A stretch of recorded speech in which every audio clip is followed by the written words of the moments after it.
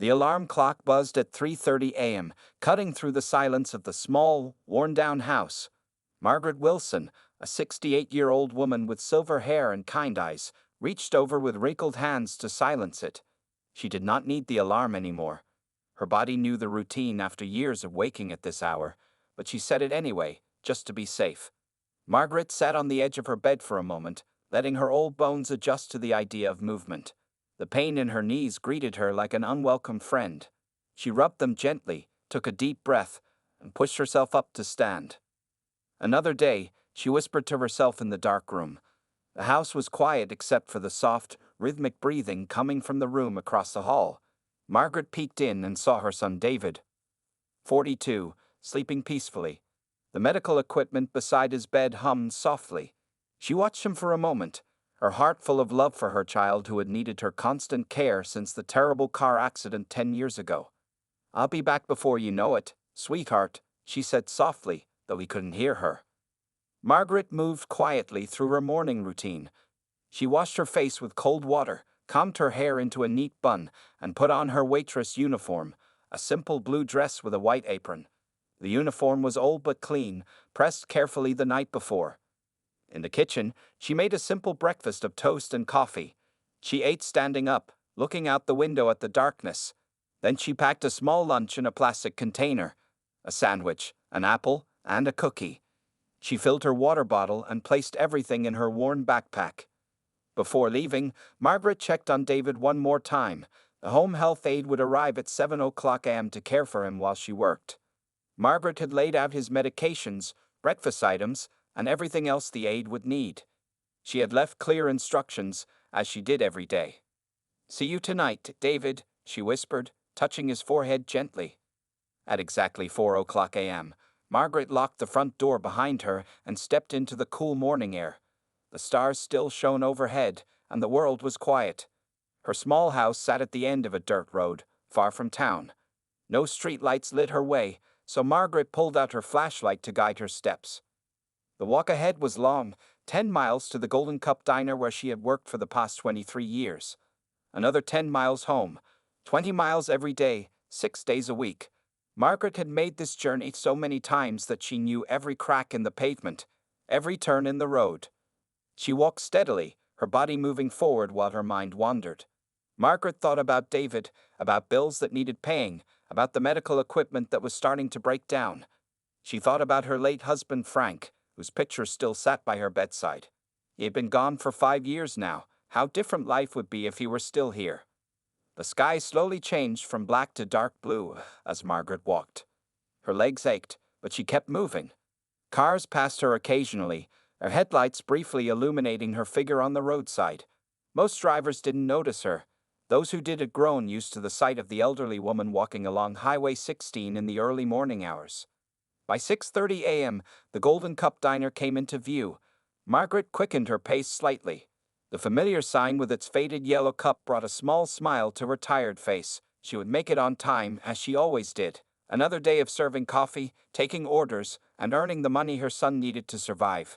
Margaret straightened her uniform, fixed her hair, and pushed open the diner door at exactly 6:45 a.m.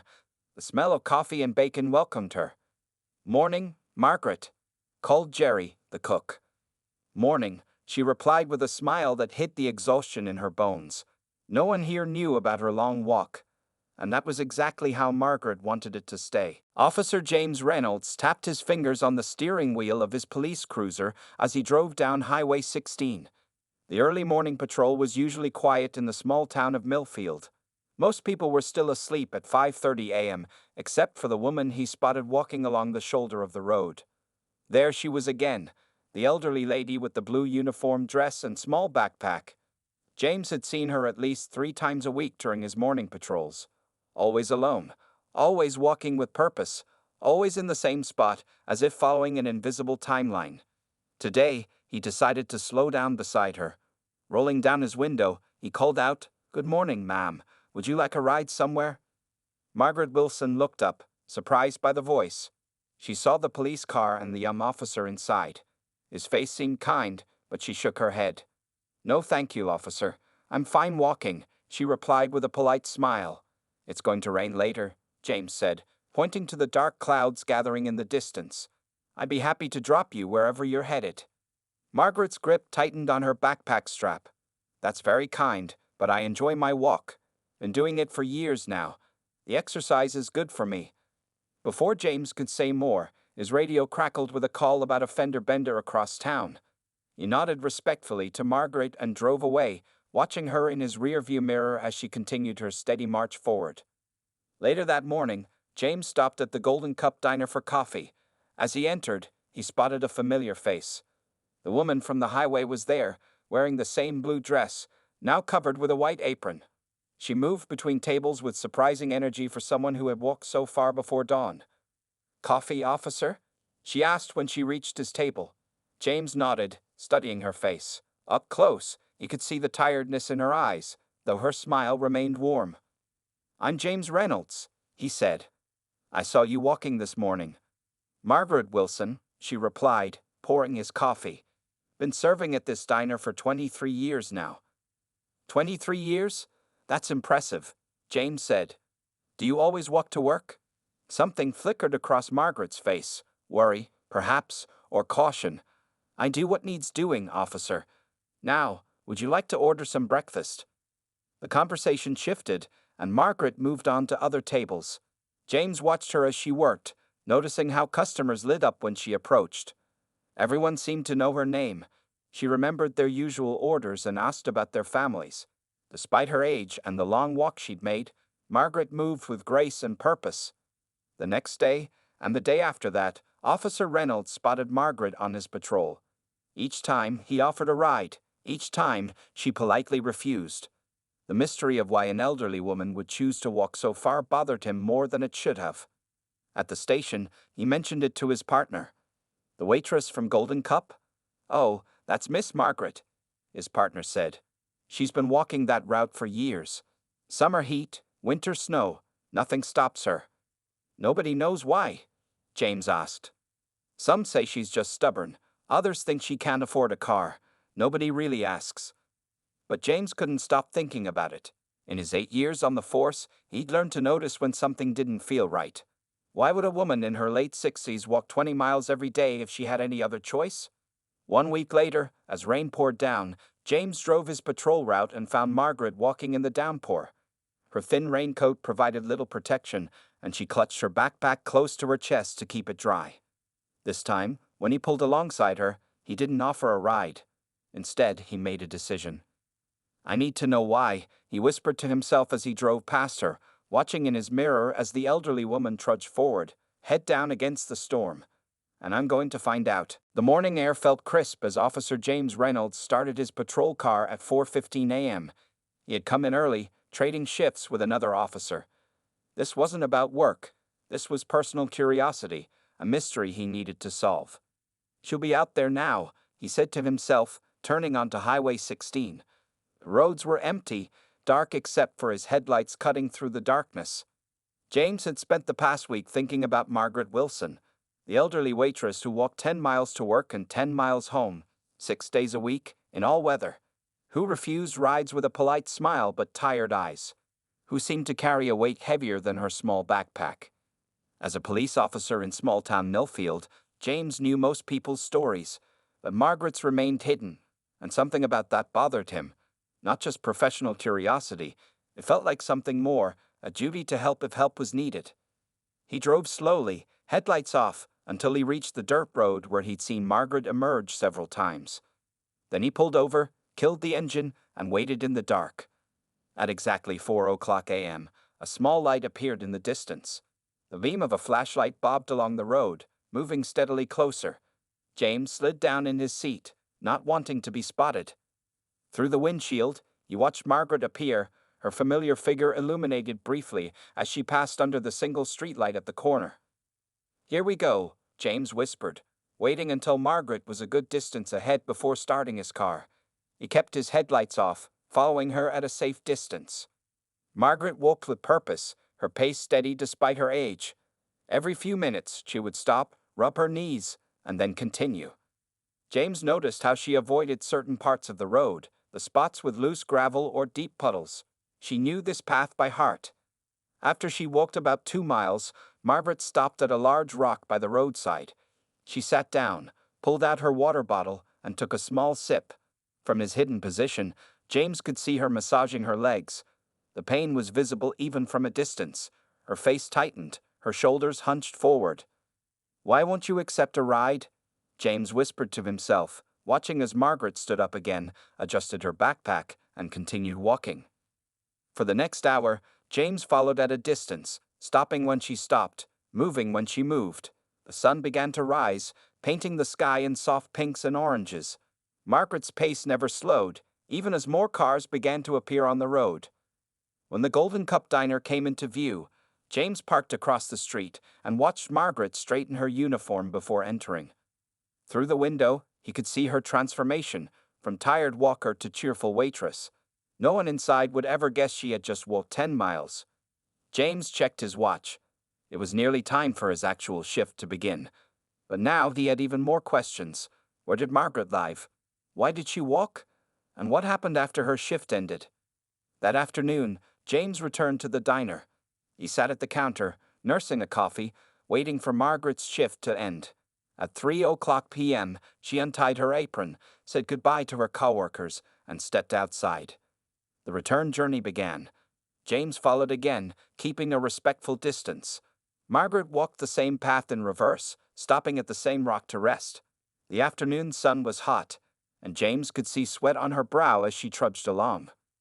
5 miles into her journey home, Margaret turned off the main road onto a narrow dirt path that James had never noticed before. He parked his car and continued on foot, moving quietly through the trees that lined the path. The dirt road led to a small, weathered house set back from the main road. It looked old but well cared for. Flower boxes hung from the windows, and the yard was neat despite its simplicity. Margaret climbed the 3 steps to the front porch, her movements slow and pained after the long walk. Before entering, she paused and looked back, as if sensing she was being watched. James ducked behind a tree, his heart pounding. When he peeked out again, Margaret had disappeared inside. James stood there, hidden among the trees, staring at the small house. Something told him the real answer to Margaret's daily journey lay behind that door. Tomorrow, he decided. Tomorrow I'll find out what's really going on. The next morning, Officer James Reynolds parked his car farther down the road from Margaret's house. He arrived at 3:15 a.m., early enough to avoid being seen. The sky was dark, filled with stars that seemed to watch him with the same curiosity he felt about Margaret Wilson. "This isn't stalking," he told himself. "This is checking on a citizen's welfare." Yet he felt uneasy as he sat in the darkness, waiting. Was he crossing a line? Maybe, but something told him Margaret needed help, even if she wouldn't ask for it. At exactly 3:30 a.m., a light came on in one of the small house's windows. James watched as shadows moved inside. 15 minutes later, another light came on in a different room. Through the thin curtains, he could see Margaret's silhouette moving back and forth, as if checking on something or someone. Just before 4:00 a.m., Margaret emerged from her front door, locking it carefully behind her. She adjusted her backpack, turned on her flashlight, and began her long journey to work, just as she had every day for years. This time, James didn't follow Margaret. Instead, he waited until she was out of sight, then approached the house. He wasn't planning to break in. That would be illegal. He just wanted to look around, see if there were any clues to why Margaret walked so far each day. As he neared the house, he noticed things he hadn't seen before. A ramp beside the steps leading to the front door. Bars installed alongside the porch railing. A metal support handle by the front door. These were aids for someone with mobility problems. James circled the small house. In the backyard sat an old car, covered partially with a tarp. The tires were flat, and rust had formed around the wheel wells. Next to it was an empty space where another vehicle might once have been parked. Just as James was about to leave, he heard a sound from inside the house, a faint call, like someone's voice. He froze, listening harder. Yes, there it was again. Someone was calling out from inside. His police instincts took over. If someone needed help, he couldn't walk away. James went to the front door and knocked firmly. "Hello.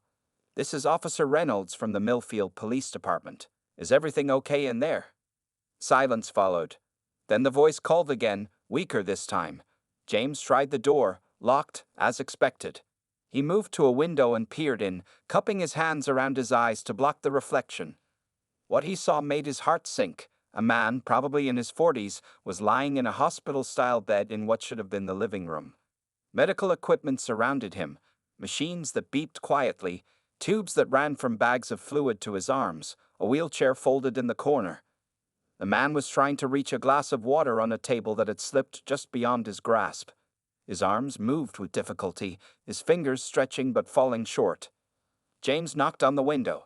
The man's head turned slowly, eyes widening at the sight of a police officer. Fear crossed his face. "It's okay," James called through the glass. "I'm here to help. Can I come in?" The man seemed to think for a moment, then nodded weakly. James found a spare key under a flower pot by the door, a common hiding spot in small towns. Inside, the house was clean but worn. Everything looked old but well cared for, like items that had been repaired many times rather than replaced. "I'm David," the man said, his voice strained. "David Wilson. Are you looking for my mother?" "Margaret," James said, nodding as he helped David reach his water. "I've seen her walking to work." David's eyes filled with tears. "She shouldn't have to walk. Before my accident, I was the one who drove her everywhere. Now she does everything for both of us." As James helped David sit up more comfortably, the story began to unfold. The real reason behind Margaret Wilson's 20-mile daily journey was more heartbreaking than James could have imagined. Officer James Reynolds sat on a wooden chair beside David's bed, listening as Margaret's son shared their story. The room was warm, filled with family photos that told of happier times, fishing trips, graduation ceremonies, and holiday gatherings. In every picture, Margaret stood proudly next to her son. "It happened 10 years ago," David explained, his voice soft and halting. Each word seemed to cost him effort. "I was driving home from work when a truck crossed the center line. They said I was lucky to survive." James nodded, noticing how David's hands trembled as he spoke. The accident had left him partially paralyzed, able to move his upper body, but with limited control. His legs lay still beneath the thin blanket. "Mom and Dad took care of me after that. Dad worked at the factory, and Mom worked at the diner. They managed somehow," David continued. "Then Dad got sick. Cancer. It happened so fast." David pointed to a photo on the wall. A strong-looking man with Margaret's same kind eyes. Frank Wilson had been dead for 5 years now, leaving Margaret to care for their son alone. "We had 2 cars," David said. "Dad's truck and my old Honda. Mom used Dad's truck until it broke down beyond repair about a year ago. We sold it for parts. Then my car's transmission went up 8 months ago." James looked out the window at the covered car in the yard. "Couldn't you get it fixed?" David shook his head. "Do you know how much my medicine costs each month? Or these machines that keep me breathing properly at night?" He gestured to the medical equipment surrounding him. "Mom's insurance from the diner helps, but it doesn't cover everything. There's nothing left for car repairs." The home health aide, David explained, came every day while Margaret worked. But she could only stay until 4:00 p.m. when her shift ended. The aide's services were covered by their insurance, but only for 8 hours a day. "Mom walks so we can afford my care," David said, tears forming in his eyes. "I've begged her to ask for help, to find another way. She refuses." James looked around the small house again, seeing it with new eyes. The careful way Margaret had organized everything for maximum efficiency. The homemade modifications to help David move around more easily. The stacks of medical bills partially hidden under a book on the side table. "Why doesn't she accept rides when people offer?" James asked. David smiled sadly. "Mom's proud. She doesn't want people asking questions, feeling sorry for us. And she's afraid." "Afraid of what?" "That someone will report her. That they'll say she can't take proper care of me. That they'll put me in a facility." David's voice broke. "I overheard her on the phone once, talking to a social worker. They suggested institutional care might be better for everyone. Mom cried all night." James felt a heaviness in his chest. Margaret wasn't just walking to save money for car repairs. She was walking to keep her family together, to maintain the illusion that everything was under control. "The bus doesn't come out this far," David continued. "Taxes would cost too much, and Mom doesn't want to burden anyone by asking for regular rides, so she walks." In the kitchen, James found a calendar hanging on the wall. Every square was filled with Margaret's neat handwriting, medication schedules, doctor appointments, bill due dates. The current date was circled in red with David's breathing machine payment due written inside. On the refrigerator, held by magnets, were brochures for newer medical equipment that would give David more comfort and independence, equipment they clearly couldn't afford. James checked his watch. It was nearly noon. Margaret wouldn't be home for hours, and when she arrived, she would be exhausted from her shift and facing another long walk the next day. "Does she know you told me all this?" James asked. David shook his head. "She'll be upset. She thinks we're managing fine." James stood up, his decision made. "You're not fine, but you will be." Officer James Reynolds paced back and forth in the police station break room. 5 other officers watched him with growing interest as he told them about Margaret and David Wilson. His voice shook with emotion as he described the elderly woman's daily 20-mile journey and the reason behind it. "She's been doing this for 8 months, James said, running a hand through his hair. Walking through rain, snow, heat, all to care for her son, and she never once asked for help." Officer Sarah Martinez shook her head in disbelief. "That's 10 miles each way? Every day?" 6 days a week, James confirmed. Sundays she stays home with David. Chief Parker, a large man with 30 years on the force, had remained silent during James's story.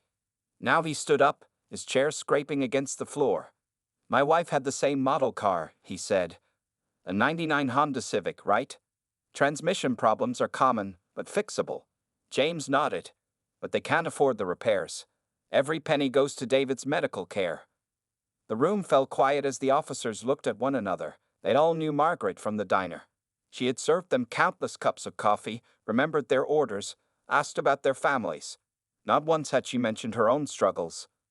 "Well," Chief Parker said finally, slapping his hands on the table, "I think it's time Millfield took care of one of its own. Martinez, call Pete's auto shop. Johnson, contact the church groups. Reynolds, get back to the Wilson house and make sure that young man is okay until his mother gets home." Within hours, the plan was in motion. Officer Martinez's husband worked at Pete's auto shop and promised to look at the car that weekend. Officer Johnson reached out to the 3 church groups in town, who immediately began organizing meal trains and volunteer drivers. The police department started a donation fund with officers contributing from their own pockets. By evening, word had spread throughout the small town. The hardware store owner offered to repair the ramp at the Wilson house. The high school shop class volunteered to build better handrails. A retired nurse called to say she could visit David once a week to give Margaret a break. James was at the diner when Margaret finished her shift at 3:00 p.m. She looked surprised to see him waiting by the door. "Officer Reynolds," she said cautiously, "is everything all right?" James took a deep breath. This was the hard part. "Mrs. Wilson, I visited your home this morning." Margaret's face went pale. "You what? Why would you?" "I heard someone calling from inside," James explained gently. "I was concerned, so I checked. I met David." Margaret's hand flew to her mouth. "Is he okay? Did something happen?" "He's fine," James assured her quickly. "The home health aide was there when I left, but Mrs. Wilson, Margaret, I know about your situation now." Tears filled Margaret's eyes. She looked down at her worn shoes, the same ones that had carried her thousands of miles over the past months. "I don't need charity," she whispered fiercely. "We're managing." "This isn't charity," James said. "This is community. The same community you've served coffee to for 23 years. The same people whose kids you've watched grow up, whose stories you've listened to. Now it's our turn to help." He opened the diner door, revealing a police cruiser parked outside. "I'm driving you home today," he said. "And we're going to talk about how things are going to be different from now on." Margaret hesitated, her pride battling with exhaustion. Finally, she nodded and followed him to the car. During the short drive to her house, James explained everything: the repair plans for her car, the community support being organized, the donation fund. Margaret sat silently, occasionally wiping away tears. As they pulled up to her house, she turned to him. "Why did you do this? Why did you follow me?" James thought about it. Because some things matter more than rules or pride. Some things just need to be made right. On the porch, David was waiting in his wheelchair. The home health aide had helped him outside to enjoy the warm afternoon. When he saw his mother arrive in a police car, his face broke into a relieved smile. "Mom," he called, "Officer Reynolds told me we're not alone anymore." For the first time in 8 months, Margaret Wilson didn't have to walk a single step to reach her son. 3 weeks had passed since Officer James Reynolds discovered Margaret Wilson's secret. The small town of Millfield had transformed around the elderly waitress and her son, showing what a community could do when it came together for one of its own. Margaret stood in her kitchen, preparing a simple lunch for David. Through the window, she could see 4 men working on her Honda in the yard. Pete from the auto shop had brought 3 mechanics with him. They had been working every Saturday, replacing not just the transmission but also fixing the brakes, changing the oil, and repairing rust spots on the body. "Mom, come look," David called from the living room. "It's on the news again." Margaret wiped her hands on a towel and hurried to her son's side. The local news station was playing a segment about their story. On the screen, Officer Reynolds spoke to a reporter outside the police station. "We didn't do anything special," he was saying. "Margaret Wilson has been walking 20 miles every day for 8 months to care for her son and keep her job. She's the real hero here." The camera switched to footage of community members dropping off donations at the police station, then to a shot of high school students building a new wheelchair ramp for the Wilson house. "Turn it off, please," Margaret said softly. Even after 3 weeks, she felt uncomfortable with the attention. David picked up the remote control and switched off the television. "I know you don't like it," he said, reaching for her hand. "But look at everything that's happened because Officer Reynolds followed you that day." Margaret couldn't argue with that. The changes had been remarkable. Pete's auto shop had taken on her car as a community project. The church groups had organized drivers to take her to work until the car was ready. Neighbors she barely knew had shown up with home-cooked meals, grocery gift cards, and offers to sit with David.